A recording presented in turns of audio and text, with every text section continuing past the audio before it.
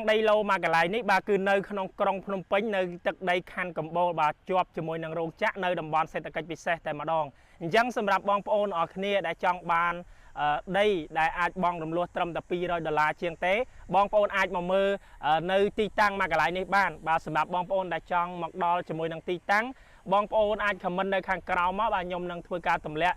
ទីតាំងជូនទៅដល់បងប្អូនឬក៏បងប្អូនស្គាល់ជាមួយនឹងរោងចក្រអាវលឿងបាទនៅមុខជាមួយនឹងរោងចក្រអាវលឿងនៅ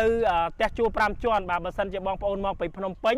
បាទជិះតាមផ្លូវតំបន់សេដ្ឋកិច្ចពិសេសរហូតមកដល់ជិតដល់រោងចក្រអាវលឿងមានផ្លូវបែកជា4មួយអញ្ចឹងបងកលេចមកស្ដាំបាទឃើញផ្ទះជួល5ជាន់បាទផ្ទះជួល5ជាន់នេះបងបាទផ្ទះជួល5ជាន់ណាបាទអញ្ចឹងគឺនេះគឺផ្លូវតំបន់សេដ្ឋកិច្ចពិសេសបាទអញ្ចឹងគឺនៅខាងស្ដាំដៃបាទបងប្អូនមកពីខាងផ្លូវពីផ្លូវមុខមកបាទពីផ្លូវជាលេខ4មកបាទចូលមកជាមួយនឹងផ្លូវតំបន់សេដ្ឋកិច្ចពិសេសមកបាទហើយនៅនេះគឺបង់ត្រឹមមួយខែអី$200ជាងទេបាទហើយបើសម្រាប់បងប្អូនដែលបង់ដាច់គឺមានការបញ្ចុះតម្លៃរហូតដល់$4000អញ្ចឹងបងប្អូនដែលចង់បានដីរំលោះគឺបងប្អូនអាចមកមើលដល់ទីតាំងផ្ទាល់បានបាទតាមTikTok របស់ខ្ញុំបាទហើយបងប្អូនខមមិននៅខាងក្រោមហ្នឹងទៅខ្ញុំនឹងលម្អិតលក្ខខណ្ឌបងហើយនឹងផ្ញើទីតាំងជូនដល់បងប្អូនអរគ្នាបាទ